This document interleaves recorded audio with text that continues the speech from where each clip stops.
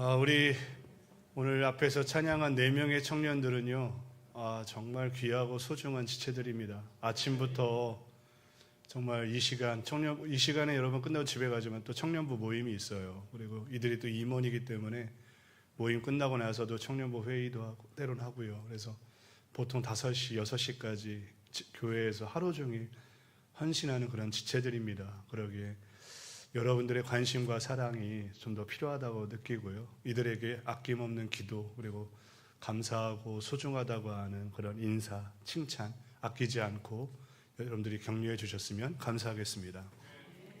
창세기 3장은 타락이라고 하는 주제로 내용을 담고 있죠. 아담과 하와가 선악과를 따먹고 그들이 어떠한 저주를 받았는지가 상세하게 기록이 되어 있어요. 여자는 임신하는 고통과 자녀를 수고하며 낳아야 하고 길러야 하고 남편을 원하게 되는 형벌을 받죠. 남자는 땀을 일평생 흘려야 소산을 먹고 살 수 있게끔 그런 형벌을 받고, 그리고 결국에는 흙으로 돌아갈 것이다 라는 사형 선고를 받습니다. 그 3장에서는 인간이 죄 때문에 가지고 온 받게 되는 형벌들이 얼마나 무섭고 두려운 것인지를 보여주는 장입니다. 근데 여러분, 그 중에 가장 무서운 형벌이 뭔지 아십니까? 사람이 받은 가장 크고 두려운 형벌이 무엇이냐? 그것은 더 이상 하나님을 만날 수 없다는 것입니다. 그들이 에덴 동산에 있을 때에는 하나님하고 편하게 언제든지 대화를 하고 하나님과 거닐고 함께 동고동락할 수 있었던 그런 특별한 은혜를 그들이 갖고 있었죠. 근데 에덴 동산에서 쫓겨나면서 그들은 하나님과 단절되었습니다. 더 이상 대화할 수 없고 더 이상 관계를 맺어갈 수 없었던 것, 이것이 사람이 죄를 범한 그 형벌의 가장 중대한 형벌이다라고 저는 생각합니다. 그래서 하나님께서는 그런 아담과 하와에게 그대로 내버려 두시는 것이 아니라 하나님은 제사라고 하는 법을 가르쳐 주셔서 하나님과 소통할 수 있는 길들을 열어주셨죠. 그래서 세월이 흘러서 오늘 보게 되면 아담과 하와의 첫째 아들 가인과 둘째 아들 아벨이 하나님께 제사를 드리는 장면이 나옵니다. 그들이 이제 성인이 되어서 독립적으로 하나님께 제사를 드리는 장면이 나오는데, 우리가 여기서 몇 가지 특징들을 좀 살펴보고 함께 나누려고 하는 것입니다.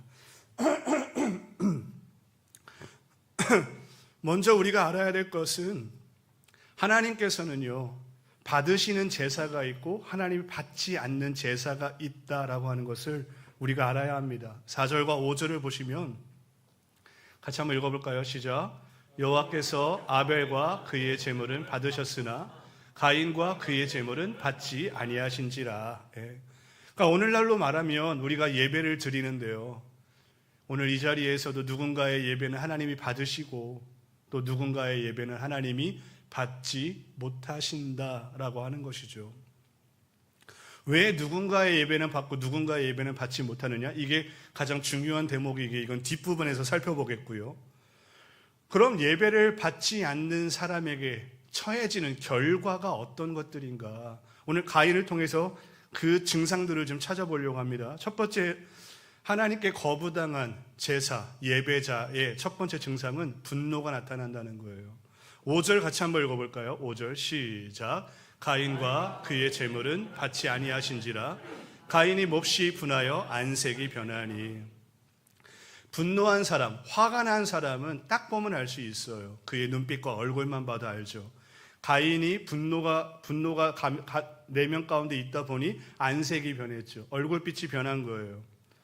분노가 찾아오면 사람은 안색이 먼저 변하게 되어 있어요. 그리고 그 마음에 있는 것이 결국에는 말과 행동으로 나오게 되어 있는 거죠. 사람은 마음속에 있는 그 분노와 감정들을 표출하게 되어 있어요. 어떤 방식으로든. 사람마다 여러 가지 차이가 있고 다른 방법으로 표현되겠지만 반드시 사람은 내면에 들어온 이 화를 다스릴 수 없기 때문에, 이 화를 스스로 컨트롤할 수 없기 때문에 반드시 밖으로 표출되어야 된다는 겁니다. 만약에 그렇지 않으면 우리 한국인들만이 갖고 있는 언어적 표현이 있죠. 화병이 든다고 하죠. 이거는 영어에 단어가 없습니다. 화병이라고 하는 단어가요. 한국인들만 갖고 있는 정서거든요. 화병에 들죠. 그렇지 않기 위해서도 우리들 마음속에 있는 이 분노는 우리가 해결할 수가 없어요. 화병에 들든지 아니면 표출하든지. 8절을 보니까 가인이 그의 아우 아벨을 돌로 쳐 죽입니다. 결국에는 가인은 자신 안에 들어왔던 이 분노를 어떻게 표출했느냐? 자기의 동생을 죽이는 방법으로 표현했던 것입니다. 어젠가요? 그젠가요? 지하철 방화범이 있었죠. 이 일로 인하여서 큰 또 문제가 있었습니다. 이유가 무엇이냐? 이혼에 불만이 있었다라고 하는 거예요. 그래서 그런 짓을 했대요. 세상에 사람이 많은 것도 아니고 하나뿐인 동생, 지금 가인에게는요 아벨 하나밖에 없어요. 사람이 많은 게 아닙니다. 동생이 여러 명이 있던 것도 아니에요. 근데 얼마나 분노에 차면 동생을 죽일 수 있을까요? 어느 정도 분노하면 사람을 죽이고 자기 동생을 죽일 수 있을까? 여러분 생각해 본 적 있습니까? 이 부분에 대해서요. 저는 이 부분에 대해서 묵상하면 할수록 사람이 어느 정도 분노하면 사람을 죽일 수 있을까? 저는 지금까지 오랜 세월을 산 건 아니지만 그래도 나름대로 조금 살지 않았습니까? 반백년이니까요. 죄송합니다. 그래도 지금까지 제 얼굴은 이렇게 굉장히 평안해 보이고 귀티나고 되게 온실 속에 화수처럼 자란 것처럼 보이죠. 그죠? 아멘. 아멘한 자에게 복이 있을지어다. 근데 제가 험난한 인생을 살아봤거든요. 제가 엄청 험난한 인생을 살아왔는데 그럼에도 불구하고 사람을 죽일 만한 분노를 제가 가져본 적이 없어요. 그런데 어느 정도 분노가 차면 자기 동생을 죽일 정도일까? 그거에 대해서 우리가 가늠할 수는 없지만 그러나 한 가지 분명한 건 이거죠. 하나님께로부터 거부당한 그 좌절감, 하나님께 나의 제사가 받아들여지지 않았던 그 거부감이 이런 분노를 만들었다라는 것입니다. 여러분, 이것을 우리가 눈여겨봐야 되고 되게 중요하게 봐야 되는 것입니다. 어느 정도까지 분노가 차면 이런 일을 행할 수 있을까? 사실 오늘날에는 그때 당시와는 좀 다릅니다. 왜냐하면 영적 상태가 달라요. 하나님으로부터 쫓겨난 지 얼마 되지 않았어요. 그래도 그나마 순수해요. 지금처럼 세상이 발달하고 미디어가 발달하고 세상의 죄악이 관영한 지금과 같은 시대하고 다르기에 환경도 다르고 그들의 심신도 다르고 상태도 다른 상태이기 때문에 아마 지금하고는 너무나도 많이 다를 것입니다. 그런데 그렇다 할지라도 지금 우리가 죄악에 노출되어 있고 우리의 영이 우리의 양심이 화인을 맞고 우리의 영적 상태가 묻어있는 상태라 할지라도 하나님으로부터 거부된 우리의 예배, 실패한 이 예배의 이 심령, 이 받아들이는 이 거절감이라고 하는 것은 우리가 생각하는 것보다 심각한 영향을 우리 인생에 준다라고 하는 것을 우리가 잊지 말아야 된다는 것입니다. 아멘입니까? 가인에게 들어왔던 이 분노는 하나님으로부터 거절당해서 온 것인데 오늘날하고는 격차가 있겠지만 우리들에게도 그만큼의 민감한 영적인 어떤 민감성을 갖고 있지 않기에 그 정도를 느끼지 못하지만 그럼에도 우리들에게 한 가지 생각해야 될 것은 하나님이 받지 않으시는 나의 예배, 이 상황이 지속되면 심각한 영적 질병에 도달한다라고 하는 것을 우리가 깨달아 알아야 되는 것입니다. 자, 두 번째 특징이 있는데요. 7절에 있어요. 하나님으로부터 거부당한 사람들의 심령, 그 마음에 작동하는 두 번째는 7절에 있는데 같이 한번 읽어볼까요? 시작. 내가 선을 행하면 어찌 낯을 들지 못하겠느냐? 선을 행하지 아니하면 원하나 너는 죄를 다스릴지니라. 아멘. 두 번째 특징은요, 예배에 실패하면 죄의 지배를 받는다는 것입니다. 하나님께서는 여기서 지금 너는 선을 행하라라고 하는 생뚱맞은 표현을 합니다. 갑자기 제사를 드리는 게 실패했고 분노가 들어온 가인에게 그가 하나님이 하신 말 너는 선을 행하라라고 해요. 선을 행하라. 이게 무슨 말이죠? 저는 오랫동안 이 구절이 이해가 안 됐어요. 그래서 수도 없이 이 구절을 묵상하고 그 주석책들을 찾아보고 했지만 뾰족하게 저에게 해답을 주는 것은 없었어요. 그런데 얼마 전에 제가 이 말씀을 묵상하면서 나름대로 제 안에 알게 된 것이 있어요. 아, 그렇구나. 하나님에게 선이라고 하는 것은 인간이 갖고 있는 선과 기준이 다르다라는 겁니다. 우리가 갖고 있는 선은 착한 일을 하거나 누군가를 돕고 봉사를 하고 희생을 하면 선한 일이라고 우리는 생각을 합니다. 그런데 우리 그리스도인들이 갖고 있는 선의 개념은 지금 일반 보편적으로 세상 사람들이 말하는 봉사하고 착한 일을 하고 희생하고 남을 돕는 것이 선이다라고 하는 이 개념보다 좀 더 상위에 있어야 된다는 겁니다. 그게 무엇이냐? 하나님께서 우리에게 생각하는 최우선의 선은 우리가 온전한 예배를 드리는 것이다 라는 겁니다. 할렐루야. 우리가 해야 할 가장 선한 것, 우리가 반드시 선을 따라 살고 선을 행하며 살아야 하고 우리가 선한 인생을 살아가야 하는데, 그 출발점, 그 시작점이 무엇이냐? 가장 중요한 게 무엇이냐? 그것은 바로 하나님께 예배를 드리는 것라는 것입니다. 사람에게 베푸는 의로움보다 하나님에게 선을 행하는 것이 먼저 우선이다라고 하는 것입니다. 하나님 앞에 선을 행한다는 것, 그것은 바로 예배다라고 하는 것입니다. 이 예배는 너무 중요합니다. 왜냐하면 뒤에 나오는 구절 때문이죠. 예배에 성공하면 죄를 다스릴 수 있게 되고 예배에 실패하면 죄의 지배를 받게 되기 때문입니다. 그러니까 예배에 실패하니까 분노라는 감정이 마음에 들어오고요, 예배에 실패하니까 그 감정이 행동으로 표출되어 죄로 나타나게 된다라고 하는 것이죠. 그러기에 우리가요, 드려지는 이 예배를 우리는 정말로 소중하게 생각하고 다시 한번 생각해 봐야 합니다. 세 번째 특징은요, 죄의 점진성입니다. 16절에 있어요. 16절 같이 한번 읽어볼까요? 가인이 여호와 앞을 떠나서 에덴 동쪽 놋 땅에 거주하더니, 여기 보면은 가인이 여호와 앞을 떠나갑니다. 여러분, 이 떠났다는 표현이 어떻게 들려지시나요? 이 표현은요, 더 이상 가인은 하나님을 믿지 않고 살겠다라고 하는 의미입니다. 더 이상 내가 제사를 드리지 않겠다라고 하는 의지이고, 이제는 내 인생을 내 마음대로 살겠다라고 하는 그의 표현인 것입니다. 여호와를 등지고 떠난 것이죠. 여러분, 그렇게 떠난 가인의 가문은 어떻게 되었습니까? 창세기 4장 19절, 오늘 우리가 읽지 않았지만 라멕이라고 하는 7대 손이 나오죠. 가인의 7번째 자손 라멕이 나오는데, 라멕은 두 아내를 맞이합니다. 하나는 아다고 하나는 실라죠. 무슨 말이에요? 최초의 일부 다처제가 시작이 된 것입니다. 죄의 점진성, 이 죄는요, 그냥 가만히 그대로 소극적이 되어지고 그대로 사라져버리지 않습니다. 이 죄는 계속해서 확장해 가고 점진적으로 범위와 영역을 넓혀갑니다. 본인에게도 이 죄의 영역을 확장시킬 뿐만 아니라 이 죄의 오염도는 나만 갖고 있는 것이 아니라 내 가족들에게 그리고 내 후손들에게도 죄의 영향을 끼친다라고 하는 것이죠. 그래서 23절을 보면 라멕이 이런 고백을 합니다. 나의 상처로 말미암아 내가 사람을 죽였고 나의 상함으로 말미암아 소년을 죽였도다.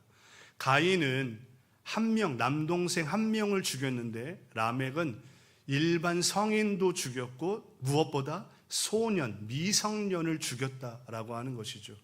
무슨 말입니까? 계속해서 이 죄가 점진적으로 확장되어져 가고 있다라고 하는 것이죠.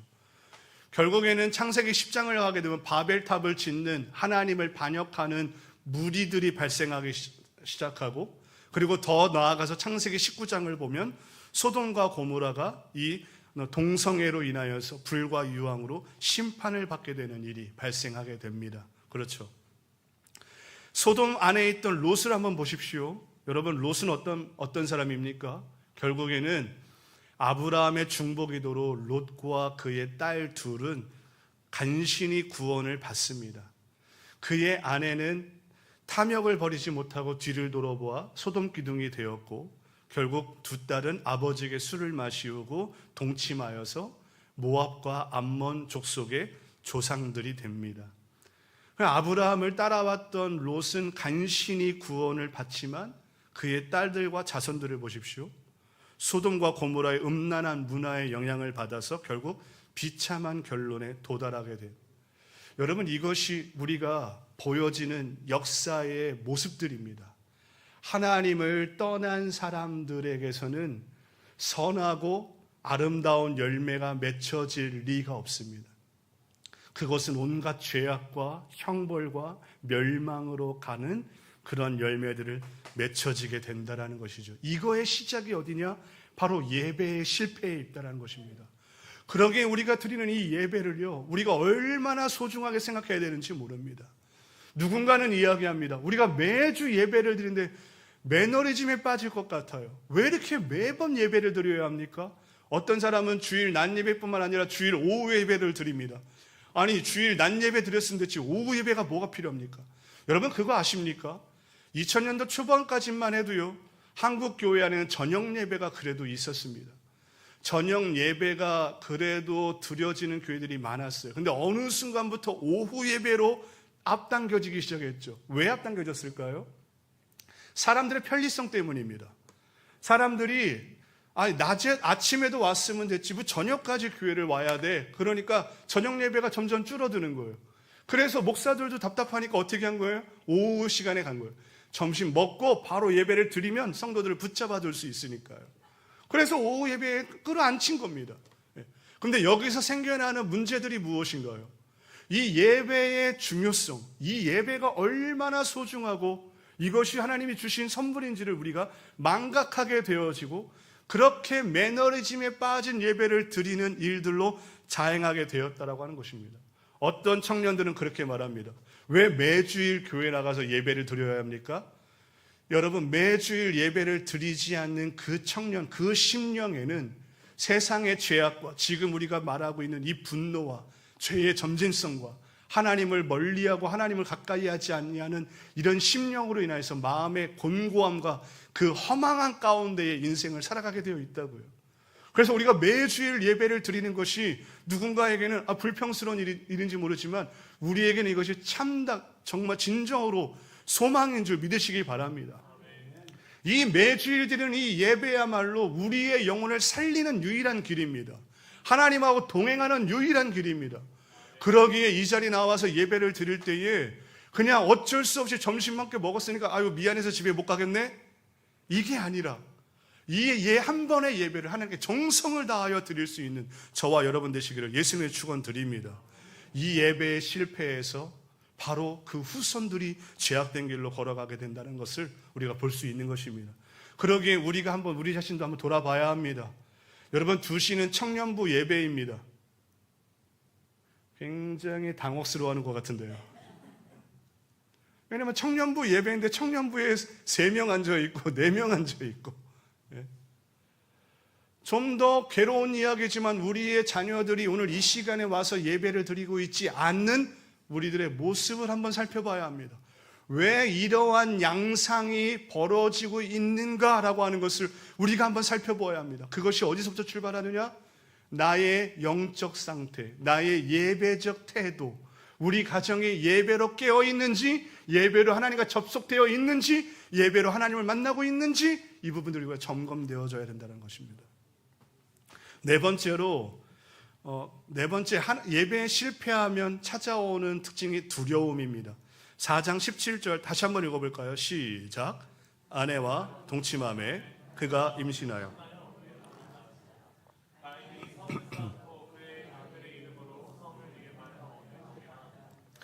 가인이 성을 쌓고 그의 아들 이름으로 에녹성이라고 지었습니다. 여러분, 다시 한번 생각해 보세요. 가인이 살고 있던 시대에는 사람들이 거의 없습니다. 아니, 없다고 봐야 합니다. 자기 하나뿐인 동생을 죽이고 지금 여호와를 떠나서 에덴 동쪽으로 가서 성을 짓고 자기 아들 이름을 따라서 에녹성이라고 지었습니다. 성을 왜 쌓았을까요? 성을 쌓는 이유는 간단합니다. 외세의 침범을 막기 위해서. 누군가가 나를 죽일까 두려워 그 성을 쌓아서 자신을 보호하기 위해서 쌓는 것이죠. 그리고 내 소유를 뺏기고 싶지 않아서 두려운 마음에 성을 쌓는 것입니다. 사람이 없는데, 주변에 사람이 없는데 왜 성을 쌓고 앉아 있는 겁니까? 이게 이해가 되지 않는 부분이에요. 그런데요, 이게 바로 죄를 지은 인간의 내적 심리 상태를 고스란히 보여주는 대목입니다.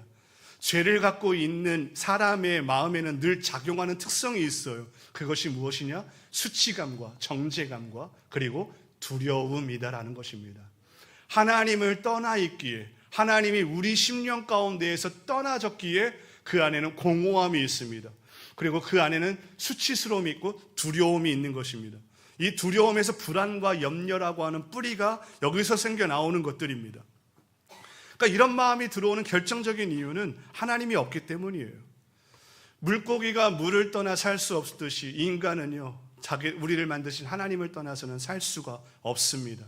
아무리 문명이 발달하고 의학이 발달하고 살기 편리한 좋은 세상이 되었다고 하는데 여러분 주변을 보십시오. 우울증을 앓는 사람들이 얼마나 많습니까?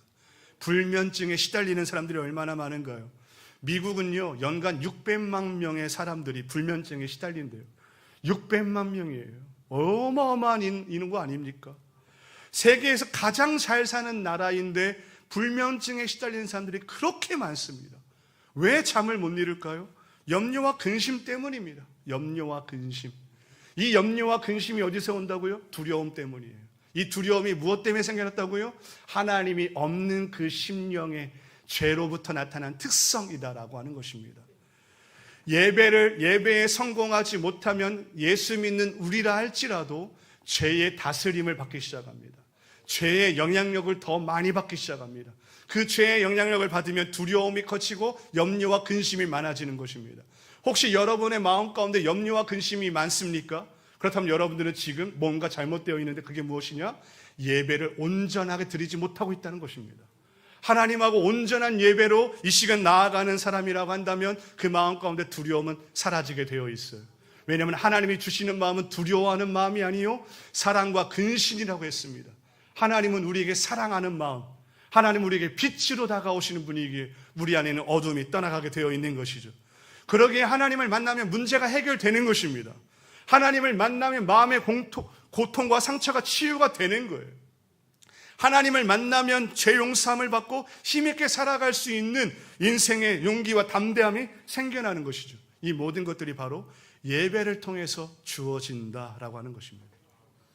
그러니까 구약에서 말하면 제사인데 오늘날엔 예배죠. 이 죄를 범한 아담과 하와, 하나님을 더 이상 볼 수 없고 음성을 들을 수 없기에 하나님이 이 제사를 선물로 주셨던 것입니다. 오늘 우리가 보게 되면 가인과 아벨이 세월이 흐른 후에 그들이 제사를 드렸다라고 하는 뜬금없는 말로 시작합니다. 여러분 이 부분도 한번 생각해 보셨습니까? 아니 그들이 도대체 어느 정도 성장했기에 제사를 독립적으로 드렸을 것인가? 그죠? 그리고 그들이 제사를 드렸다? 그럼 누구에게 배웠다라고 하는 것인데 어떻게 제사를 배웠지? 그리고 이 제사는 어디서부터 시작되었지? 라고 하는 것을 우리가 생각해 볼 필요가 있는 거죠. 당연히 가인과 아벨은 아버지 아담으로부터 제사법을 배웠을 것입니다. 그럼 아담은 언제 어떻게 이 제사하는 법을 배웠을까요? 바로 창세기 3장 21절을 보면 그 답이 나옵니다. 여기 보면 이렇게 써 있어요. 창세기 3장 21절 여호와 하나님이 아담과 그의 아내를 위하여 가죽옷을 지어 입히시니라. 하나님께서 아담과 하와를 위해 가죽옷을 지어 입히십니다. 선악과를 따먹고 가장 먼저 그들이 한 일은 무화과 나뭇잎으로 자신들의 알몸을 가린 것이었죠. 왜 가렸을까요? 수치스러웠기 때문입니다. 이게 바로 원죄가 갖고 있는 특성이에요. 원죄가 갖고 있는 특성 중에 하나가 바로 수치심이에요. 그들이 그전에도 알몸이었어요. 죄를 짓기 전에도 알몸 상태였지만 수치심을 느끼지 못했죠. 그런데 선악과를 따먹고 난 이후에 그들은 벗고 있는 알몸을 보고 수치스러웠어요. 그래서 무화과 나뭇잎으로 자신들의 중요 부위를 가렸던 것이죠. 근데 여러분 생각해 보세요. 무화과 나뭇잎, 인간이 만든 무화과 나뭇잎으로 이 수치와 죄악을 가릴 수 있을까요? 아니요. 가리지 못했기에 아담은 저 여자 때문에 내가 죄를 지었다고 변명을 하고 있는 것이고 하와도 뱀 때문에 내가 죄를 지었다고 변명을 하고 있는 것이죠. 이 무화과 나뭇잎으로는 죄와 수치를 가릴 수가 없어요. 그래서 하나님께서 짐승을 잡아 피를 흘리고 그리고 그 가죽으로 옷을 삼아 그들을 입히셨던 것입니다. 저는 여기에서 하나님께서 아담에게 최초의 제사법을 가르쳐 주었다고 저는 믿고 있습니다. 오직 피 흘림이 있어야만 사함이 있는 것이죠. 그리고 그 피가 죄를 가리고 씻는 것입니다. 그래서 우리가 하나님께 영과 진리로 예배를 드려야 한다고 할 때 여기서 이 진리가 무엇이냐, 누구이냐? 바로 예수 그리스도인 것입니다. 예수님은 우리의 영원한 속죄 제물이 되셨죠. 우리가 예배할 때 반드시 있어야 할 중재자가 바로 예수 그리스도이십니다. 이 예수 그리스도는 유월절 어린 양으로 이 땅에 오신 속죄 제물로서 그의 피가 우리들 심령 가운데 묻혀질 때에 진정한 예배가 될 수 있다라고 하는 것입니다. 또한 우리가 구속을 받지만 구원을 받은 자들이지만 때때로 죄를 짓고 이 정죄감에 눌려 우리가 하나님께 나아가지 못할 때가 얼마나 많습니까? 몸은 이 자리에 와 앉아 있지만 우리의 참 예배가 되지 못하는 이유가 뭡니까? 죄가 하나님과 우리의 사이를 가리고 막아 놓았기 때문에 하나님께 나아가 하나님을 만날 수 없는 것이죠. 그러기에 진리이신 예수 그리스도가 우리에게 필요한 것입니다. 예수의 피만이 우리의 죄를 사하고 우리의 죄를 씻고 하나님과 다시 화목하게 할 수 있는 중재자이시기 때문입니다. 어떤 분들은 가인의 제사와 제물을 받지 않은 이유를 피가 흘리지 않은 피의 희생이 없었기 때문이다라고 말하는 분들이 계세요. 이건 잘못된 의견입니다. 그렇지 않아요. 레위기를 보면 가난한 사람들은 양이나 염소를 갖고 있지 못했을 때 그들이 갖고 있는 곡식으로도 제사를 드릴 수 있도록 하나님께서는 길을 열어 놓으셨어요. 그러기에 꼭 양과 염소의 희생제물만이 그런 제물로 드려진다라고 하는 고정관념은 잘못된 거예요. 그러면 무엇이 문제일까요? 왜 아벨의 제사는 하나님 받으시고 가인의 제사는 하나님이 받지 않으셨을까요? 히브리서 11장 4절은 이렇게 말합니다. 우리 같이 한번 읽어볼까요? 시작. 믿음으로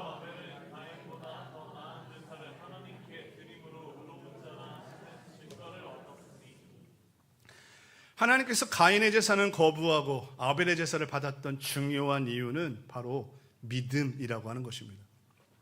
아벨은 믿음으로 하나님께 제사를 드렸던 거예요. 그래서 하나님께서 그 제사를 받으셨던 것입니다. 그럼 믿음으로 드린다고 하는 것은 무엇을 의미할까요? 그 밑에 11장 6절을 보게 되면 이렇게 표현하죠. 믿음이 없이는 하나님을 기쁘시게 하지 못하나니 하나님께 나아가는 자는 반드시 그가 계신 것과 또한 자기를 찾는 자들에게 상 주시는 이심을 믿어야 할지니라. 이 예배는요, 하나님께 나아가는 시간이에요. 아멘입니까? 이 예배는 하나님께 나를 드리는 시간이에요. 하나님이 이 시간에 우리에게 봉사하는 시간이 아니라 우리가 하나님께 나를 드려서 하나님께 나아가는 시간이에요. 그러기에 제일 중요한 건 뭐냐면 이 자리에, 이 예배의 현장에 하나님이 계시다라고 하는 것을 믿는 것이 중요한 것입니다. 여러분 한번 생각해 보세요. 여러분 여기 이 자리에 우리가 흠모하는 누군가가 와 있다고 한번 생각해 보세요. 아니면 대통령이 와 있다고 생각해 보세요. 여러분 어떤 일이 발생할까요? 혹시 여러분 연예인 좋아하는 분이 계십니까? 우리 교회는 다 거룩해가지고 연예인을 좋아하는 사람은 윤정구 목사밖에 없나 봐요. 저는 가끔 연예인 좋아하는 사람이 있거든요. 근데 자기가 좋아하는, 내가 사모하는, 흠모하는 그 누군가가 이 자리에 와 있다고 한번 생각해 보세요. 여러분 어떨까요? 옷차림부터 달라질 거예요. 그죠? 자세가 달라질 거예요. 어디 옆에 내가 좋아하는, 아니 대통령이 많은 저는 꾸벅꾸벅 줄고 있을까요? 줄 수 있습니까? 자세가 달라질 거예요. 그죠? 그리고 겸손해질 거예요. 굉장히 겸손한 척이라도 할 거예요. 겸손하지 못한 사람은 겸손한 척이라도 할 거예요. 그죠? 아멘. 사모하는 눈빛이, 그죠? 갈망하는 마음의 자세, 이런 것들이 다 달라지고 옆에서 막 두근두근 할 거예요. 그렇죠. 그런데 만왕의 왕이시고 천지의 주제이신, 천지 만물을 창조하신 하나님께, 우리가 여기 계신 하나님께 우리가 나아가는데 우리의 예배 태도와 예배 자세를 한번 보자고요. 어떻습니까? 화장실에 갈 수 있을까요? 아무리 급하다고 화장실에 갈 수 있나요? 핸드폰을 보고 있을 수 있을까요? 예? 어떤 분들은 핸드폰을 좀 알림으로 하면 좋겠는데, 아니야. 무음이든지 좀 진동으로 하면 좋겠는데, 핸드폰 소리가 또 그냥 띠리리리리리리 막 이렇게 너무 커가지고 예배에 방해가 되는. 대통령이 앉아 있으면 무음을 하지 않을까요? 막 몸을 비비 꼬고, 예. 눈은 강단을 향하고 있지만 생각은 딴 데가 있고, 그렇죠. 아벨은 눈에 보이지 않는 하나님께 자신의 재물을 최선을 다해서, 정성을 다해서 믿음으로 드렸던 것입니다. 왜? 하나님이 나의 제사와 나의 재물을 받으시고 계시기에. 할렐루야. 오늘 이 시간 하나님이 이곳에 계시고 하나님이 나의 몸을 받으시고 나의 예물을 받으시고 나의 마음과 정성을 하나님이 받기 위해 이 자리에 와 계시다라고 하는 믿음으로 우리가 이 자리에서 예배를 드리고 있다면 우리가 지금처럼 예배를 드리는 모습으로 나아가지 않을 것입니다. 하나님이 이곳에 계시니 우리의 마음과 뜻과 정성을 다하여 예배를 드리는 게, 이것이 바로 믿음으로 예배를 드리는 자의 모습이죠. 하나님이 이곳에 계시니까요. 하나님을 찾는 자들에게 하나님은 상 주시는 분임을 믿으니까요. 우리가 기도회에 나오고 예배 시간 나와서 하나님께 기도할 때에 하나님은 나에게 기필코 상을 주실 거야 라고 하는 믿음을 갖고 있다면 온 마음과 뜻을 다해 정성을 다하여 우리는 기도하고 예배할 것입니다. 하나님이 듣는 등 마는 등 하나님이 뭐 들으실 수도 있고 안 들으실 수도 있고 하나님이 정말로 상 주실까라고 하는 의심을 갖고 있는다면 이 자리에 나와서 예배를 허투루 드릴 수 있겠죠. 그러나 하나님이 이곳에 계시고 하나님을 찾는 자들에게 상 주심을 믿는 자들의 이 예배는 어딘가 달라도 달라질 줄 믿습니다. 하나님은 영이시죠. 그래서 우리는 영과 진리로 예배하라고 합니다.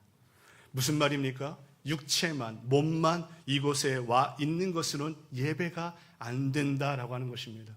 하나님은 영이시기에 그 영이신 하나님을 만나려면 영으로 우리가 나아가야 되는 것입니다. 영으로만 하나님을 만날 수 있고 하나님을 영접할 수 있는 거예요. 여러분, 여기에는 여러 가지 의미가 있어요. 간단하게 말씀드릴게요. 첫 번째는요, 물과 성령으로 거듭난 사람이어야 된다라는 거예요. 거듭나지 않은 사람은 영이 죽어 있기에 하나님을 결단코 만날 수가 없어요. 그러기에 영이 살아있는 자만이 참다운 예배자로서의 자격이 주어지는 겁니다. 이게 첫 번째예요. 그래서 우리의 예배에 진리이신 예수 그리스도가 늘 이곳에 피를 철철철 흘리는 그 강물이 이 예배를 통해서 흘러가야 합니다. 아직 거듭나지 않은 영혼들이 그 피에 흠뻑 적셔서 영혼이 살아나게 되고 거듭나게 되는 놀라운 축복이 먼저 일어나야 되는 거예요. 그리고 잠자고 있는 영혼들은 그 하나님을 만날 수가 없어요. 그러기에 성령께서 우리의 심령을 계속해서 일깨우시고 우리를 쳐서 영으로 하나님을 만날 수 있도록 하게 성령께서 역사해달라고 기도해야 되는 것입니다. 영이신 하나님을 만나기 위해서는요, 우리가 영으로 깨어있을 때만 가능합니다. 아멘입니까? 마지막으로 우리가 믿음으로 나아가야 된다고 했어요. 이 예배는요, 믿음으로 나아가야 돼요. 여러분, 믿음을 누가 주시나요? 성령님이 주십니다. 그래서 성령의 은사 안에는 믿음의 은사가 있는 거예요. 믿음이라고 하는 은사. 그리고 이것은 성령께서 주시는 거예요. 우리가 믿어야지라고 해서 믿어지는 게 아니에요. 성령께서 우리 심령 가운데에 정말 마음을 열고 영을 열어서 믿음을 갖게 하시고 그 믿음으로 영적인 세계를 보게 하시고 영이신 하나님은 보좌 앞에 나아가 그분을 담대히 만날 수 있도록 인도함을 받아야 되는 것입니다. 할렐루야. 그러기에 오늘 우리가 이 가인의 제사를 통해서 우리가 한번 우리 자신을 돌아보고 우리 자녀들의 삶을 한번 돌아보는 시간들이 되었으면 좋겠어요. 말씀의 결론을 맺겠습니다. 예배에 실패하면요, 가인처럼 분노가 싹트기 시작하고 분노가 쌓이게 되어 있습니다. 예배에 실패하면요, 하나님을 등지고 떠나가게 되어 있어요. 하나님하고 상관없이 내 인생은 나의 것이다라고 생각하고 착각하고 자기 스스로 탕자처럼 갈 길을 가게 되는 거예요. 세 번째, 예배에 실패하면 죄의 지배를 받게 되어 있어요. 이 세상 가운데에 우리가 승리할 수 있는 유일한 길은요, 예배를 통해서 늘 하나님을 가까이 하고 만나는 방법 외에는 없다라고 하는 것이죠. 그리고 마지막으로 이 예배에 실패하면